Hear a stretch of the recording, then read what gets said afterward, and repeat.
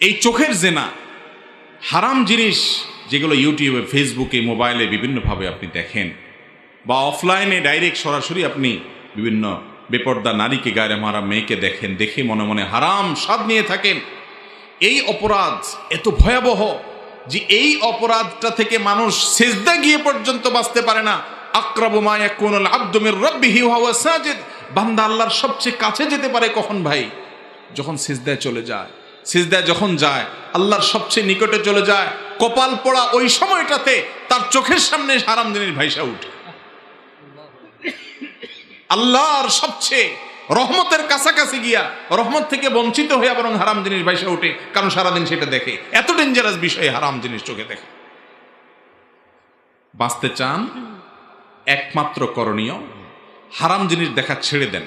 কিছুদিন হয়তো আপনাকে শয়তান ডিস্টার্ব করবে, কিছুদিন আপনার চোখের সামনে আনবে, কিন্তু আপনি আনার সঙ্গে সঙ্গে যখন মনে হবে, আপনি চিন্তা করবেন আমি কোথায় দাঁড়ায় আছি, কার সামনে আছি, কোথায় দাঁড়িয়ে আমি কার সামনে দাঁড়িয়ে হারামের কথা, হারামের দৃশ্যের কথা আমার স্মৃতিতে আনছি। আপনার বুক প্রকম্পিত হবে। সাথে সাথে নিজেকে ভৎসনা করে, আত্মশাসন করে, নিজেকে নিজে শাসন করে, বকা দিয়ে মনে মনে নামাজ কন্টিনিউ করেন। নিয়মিত যদি চোখের জেনা ছেড়ে দেন, আপনি নিশ্চিন্ত থাকেন ইনশাআল্লাহ।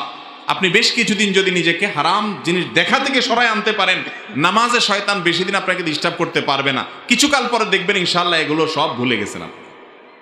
চেষ্টা করা যাবে না ইনশাআল্লাহ? আল্লাহ আমাদেরকে তৌফিক দান করুন।